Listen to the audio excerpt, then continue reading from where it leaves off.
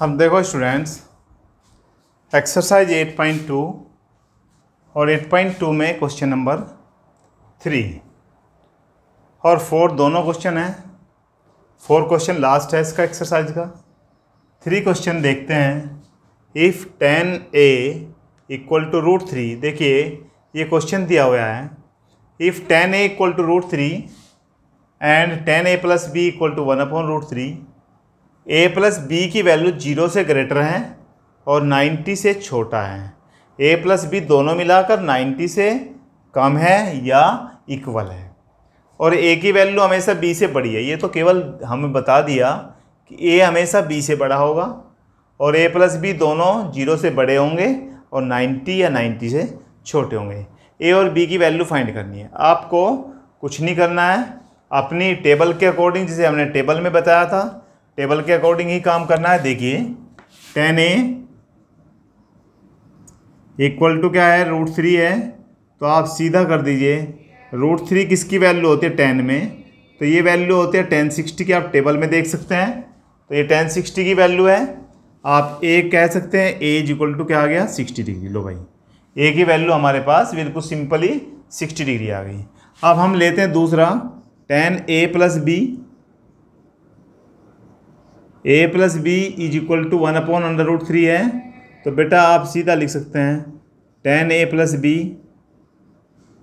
Is equal to √3, जिसका means हो गया 10 किसकी वैल्यू हो गई है, 1030 की। तो यानी कि a प्लस बी की वैल्यू कितनी आ गई, 30 डिग्री। तो भाई a की वैल्यू तो 60 डिग्री आई और a प्लस बी की वैल्यू क्या आई, 30 डिग्री। हम a की वैल्यू यहाँ पर रख देते हैं 60 degree plus b is equal to क्या है, 30 डिग्री। तो b is equal to 30 minus 60, तो b की वैल्यू क्या आ जाती है, -30 डिग्री। अब देखिए a की वैल्यू बड़ा है b से, b से बड़ा है, और a प्लस बी की वैल्यू 30 डिग्री है, जो 0 से बड़ा है और 90 से छोटा है। तो इसकी दोनों बात सही हो रही है और हमारे पास a की वैल्यू 30 डिग्री, a की वैल्यू 60 डिग्री आ गई और b की वैल्यू -30 डिग्री आ गई। ये हमारा क्वेश्चन नंबर 3 कंप्लीट हो गया। अब क्वेश्चन नंबर 4 लेते हैं।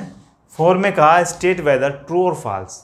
ये बतानी है ये बातें ट्रू है या फॉल्स, और जस्टिफाई भी करना है अपने आंसर को। तो हम क्या करें, साइन ए, इसे आप नोट कर लीजिए, मैं इधर से इसको मिटो देता हूँ, आप इसे नोट कर लें और नोट करके आगे चलें।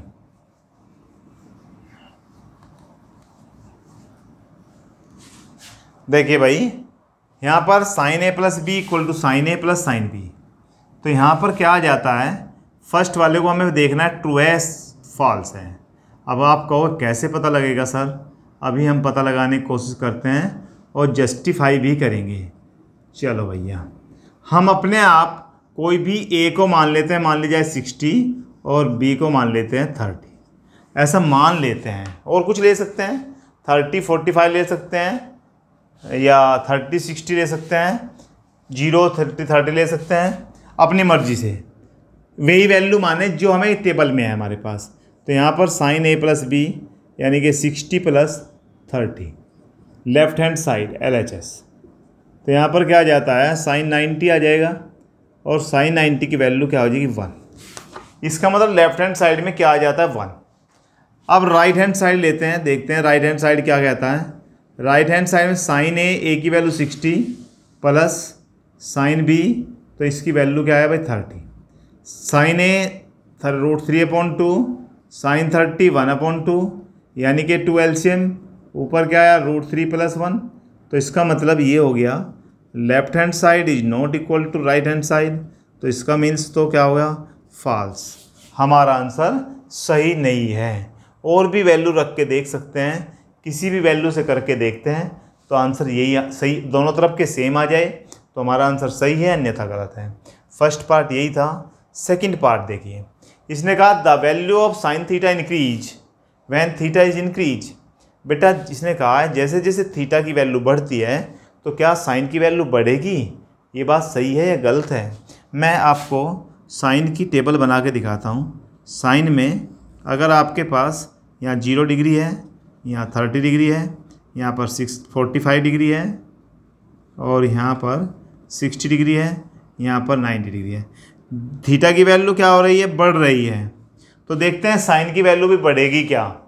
चलिए, साइन 0 की वैल्यू 0, साइन 30 की वैल्यू 1/2, यहाँ पर क्या हो जाएगा 1/√2 और यहाँ पर आ जाएगा √3/2 और लास्ट में आ गया 1।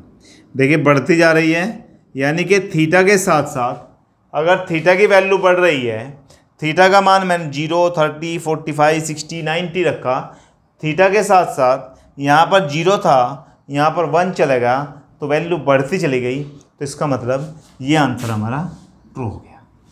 अगला है value of cos theta increase when theta is increase. अब देख लेते हैं इसको भी इसी तरह से। थीटा का मान बढ़ेगा तो बताइए कॉस थीटा का मान भी बढ़ेगा या घटेगा। अब देखते हैं, चलिए यहाँ पर लिख देते हैं थीटा और यहाँ पर हम किसकी वैल्यू हमें रखनी है, यानी कि हमें निकालना है कॉस। तो कॉस लिख लेते हैं, यहाँ पर 0 डिग्री, यहाँ पर 30 डिग्री, यहाँ पर 45 और यहाँ पर 60 कर दीजिए, यहाँ पर 90 कर दीजिए। cos 0 की वैल्यू 1 होता है।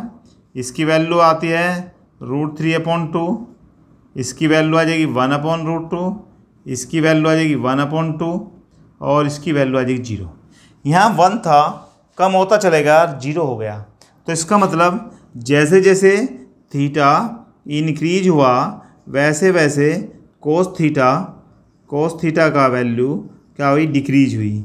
तो थीटा के बढ़ने पर कोस थीटा नीचे डिक्रीज हो गया, तो ये कह रहा है इंक्रीज की बात कर रहा है, तो इसका मतलब ये फॉल्स हो गया।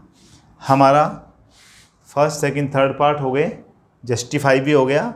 अब हमें दिखाना है फोर्थ पार्ट, क्या साइन थीटा और cos theta for all value, theta की सभी वैल्यू पर ये इक्वल होते हैं। चल भैया हम रख लेते हैं साइन थीटा और कोस थीटा, एक एक वैल्यू रख के देख लेते हैं, 2-4 वैल्यू रख के देखते हैं। 0 पे देखते हैं, साइन 0, यहाँ भी क्या कर देते हैं कोस 0, तो यहाँ पर क्या आ जाएगा 0, यहाँ पर 1, तो ये इक्वल नहीं है। एक और देख लेते हैं, साइन 30 और इधर ले लेते हैं कोस 30। यहाँ पर साइन 30 की वैल्यू 1/2, यहाँ पर √3/2, ये भी इक्वल नहीं। तो इसका मतलब थीटा की सभी वैल्यू पर ये इक्वल नहीं। तुमको कहीं भी नहीं होने हो जाएगा। साइन 45 कोस 45 की वैल्यू 1/√2 ही होती है, एक स्थान पर हो गया, आगे भी हो सकता है कहीं ना कहीं। तो इसका मतलब थीटा परंतु सभी वैल्यू पर नहीं होगा, तो इसका मतलब ये आंसर भी हमारा फॉल्स है। आगे चलते हैं, कोट ए फॉर ए की वैल्यू 0 रख दें तो नॉट डिफाइन। चलिए रखते हैं कोट ए और ए के स्थान पर क्या कह रहा है 0। आप देखिए कोट 0 की वैल्यू क्या होती है। कोट 0 की वैल्यू जब आप देखोगे तो क्या आएगा 1 भाई इसकी वैल्यू आती है नॉट डिफाइन। तो हमारे पास सीधा सीधा पता है हमें क्या कह रहा है, cot A not define for A equal to 0। तो इसका मीन्स ये आंसर हमारे पास क्या आ गया, ट्रू। इस तरह से हमारी एक्सरसाइज 8.2 कंप्लीट हो जाती है। नेक्स्ट लेक्चर में आगे की एक्सरसाइज 8.3 करेंगे। थैंक यू बेटा।